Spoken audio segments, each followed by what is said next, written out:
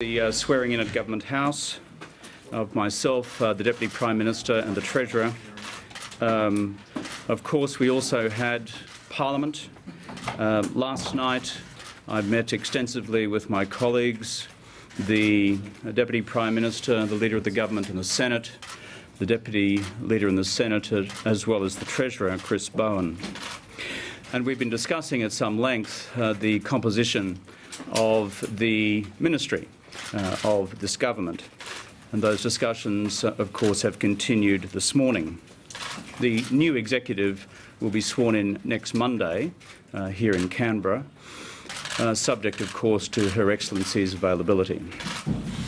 This morning I've also spent a lot of time with the Secretary of the Department of Prime Minister and Cabinet, being briefed on current budget priorities, economic priorities, other policy priorities and national security matters.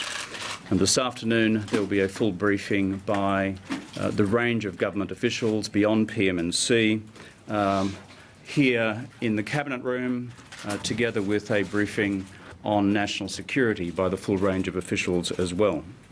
So we've had a few things on, as you would understand. Today what I'd like to do is share with you the discussion I had with my Cabinet colleagues about 36 hours ago, and my caucus colleagues about 36 hours ago, about why I have elected to return to the Prime Ministership of Australia. I believe that this is important, and it's important that the nation is fully aware of why this change has occurred. Secondly, I also want today share with you my overall approach to policy decision-making by the government. And finally, I want to talk about the future of the National School Improvement Plan, better schools, better futures for our kids. On the first matter, there are three reasons that I sought to return to the leadership of this party. It is rare that a person is given a second opportunity to lead one of the major political parties of Australia. Mr Howard was extended that opportunity. I've been extended that opportunity. And I regard it as a singular honour for that to have happened. First reason for my decision was that the government was on track for a catastrophic defeat at the upcoming elections. Not just a massive majority from Mr Abbott in the lower house, but also a massive majority in the Senate as well, or at least a significant one. And were that to occur, then we would effectively have seen torn down so many of the reforms that this government, both under my prime ministership and Julia Gillard's prime ministership, we would have seen them simply disappear. Whether we're talking about the National Broadband Network, whether we're talking about trades training centres, whether we're talking about Medicare locals, whether we're talking about proper investment in our schools, whether we're talking about investment in basic things like urban rail projects, all these would simply be torn down were we to suffer such a catastrophic defeat. And had we lost in the Senate as well, who knows what would happen and what would have happened in terms of the future of the Fair Work Act, which affects penalty rates and working conditions and overtime for so many Australians. Some of these reforms, good reforms, have been Julia's, and I pay appropriate tribute to her work on the National School Improvement Program and her work on the National Disability Insurance Scheme. Some of these reforms, of course, date back to the period when I was Prime Minister after 2007. And some of these reforms were the joint work of both of us. My attitude was simply this: I could not stand idly by and allow all these good changes which have benefited millions of Australians to simply be thrown away in the event that we suffered such a catastrophic defeat at the election. Hence, it was time to put up my hand. The second reason is the mood I picked up across the Australian people over a long period of time is that whatever their politics, they want this election to at least provide them with the opportunity for a real choice. Many were saying to me and to my colleagues that they didn't feel as if they had a real choice, that they were being forced to choose Mr Abbott when they didn't really want to. I believe that my return to the leadership of the Australian Labor Party and as Prime Minister of Australia provides the Australian people with that choice, a real policy choice for the next election and for Australia's future. And the third reason is that I want to make some policy changes. And those policy changes will be considered in due course by the Cabinet once it's sworn in. And over a period of time, these will be, of course, made public to you, the Australian media, and through you to the Australian people. These have been hard times in any political party, and at various times in history, all parties have gone through such times. Then those parties come through. We intend to come through as well. What I have said privately is what I have said publicly. Any member of the ministry under Prime Minister Gillard who wishes to continue to work under my Prime Ministership will be welcome to do so. And I'm pleased and gratified that so many have chosen to do so. My business is to harvest all the talents that are available for the good of the Australian people and for the good governance of Australia. I also said I'd talk briefly about my approach to government decision-making. The Cabinet, as I said, will be sworn in next Monday. Those of you good ladies and gentlemen of the press which expect an avalanche of policy decisions between now and next Monday, just chill for a while. In fact, chill for quite a bit, because this will be done through the proper, orderly processes of Cabinet decision-making. Everyone knows the budgetary environment which the government faces and the nation faces. Each of these decisions, therefore, will be properly considered through the normal machinery of government.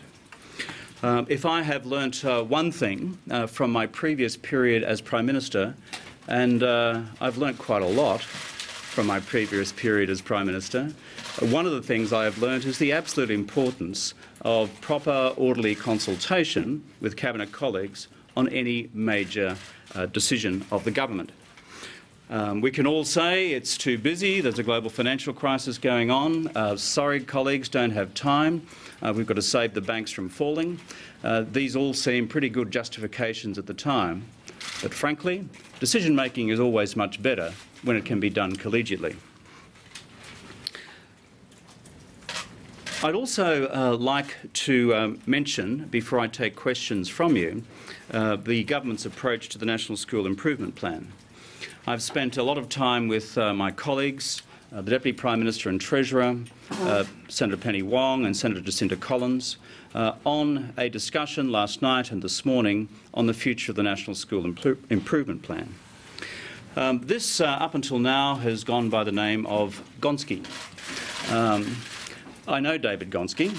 In fact, full disclosure, he's chairman of my wife's board of her company. So before any of you start writing the exposés, there you have it from the horse's mouth. Mind you, when this was first put forward, when I was still Minister for Foreign Affairs in the previous cabinet, I did declare that conflict of interest. The bottom line is, I don't think David wants his reforms referred to as the Gonski reform. I think when I last spoke with him, he finds that a bit too confusing. I ran into someone recently in my electorate in Brisbane who said they're all for the Gonski reforms because their kids have been educated in a Steiner school, and that Gonski was kind of like Steiner, and there you go. And I said, well, not quite. So I think we have a slightly different challenge, which is to take the absolute good substance of a plan for national school improvement and to describe what it actually does for Australian teachers, for Australian students, for Australian kids, and for their schools physically as well. This National School Improvement Program is about better schools and better futures for our kids. It is a program which looks specifically at what we do to lift teacher standards by bringing about a new standard for teacher education before they qualify as teachers in the first place. That's important. It's also about improving the quality of what is taught in schools. For example, under this plan, science will be introduced as a testable item under the existing national testing program, which at present applies to only literacy and numeracy. And that will be introduced under this National School Improvement Program. In other areas, we go to the importance of greater autonomy for school principals, so that there is a much greater power to hire and fire and to use the resources available to the school with discretion by the principal as they see fit. On top of that, you also have greater transparency. Every school under this will be required to develop a school improvement plan, which is to take your school from here to here in terms of the quality of its education outcomes for the kids, and also for how the resources of the school will be developed over time as well, and for that to be transparent to the parent community as well as to the wider public. And finally, this is a reform which seeks to also provide reliable long-term funding on the basis of needs-based funding for the future, whether those schools are government schools or non-government schools, state schools or Catholic schools. So therefore, for these reasons, in consultation with my colleagues this morning, but also given that there are certain timelines which are bearing down on us from various of the states and territories, the decision that I am announcing today is that under my Prime Ministership and under this government, we will support the National Improvement Plan for Australian schools, better futures for our kids. Secondly, in relation to the consultation deadline, which currently expires with the jurisdictions on this, expires I think on the 30th of June, we will extend that by 2 weeks. I look forward to the opportunity of sitting down myself with premiers and chief ministers from states which have not signed on. I look forward to my discussion when I return to the People's Republic of Queensland to speak with the Premier thereof. I'm sure I'll get a warm reception because all we Queenslanders bond closely, particularly after a State of Origin win. On top of that, I look forward to seeing Premier Napthine. I look forward to further discussions also with the Chief Minister of the Northern Territory and also the Premier of Tasmania. Also, what is really important here as well is the Catholic scheme, where much progress has been made in negotiations, not yet quite concluded, and the independent schools, where frankly there is still a gap between their position and those held by the government.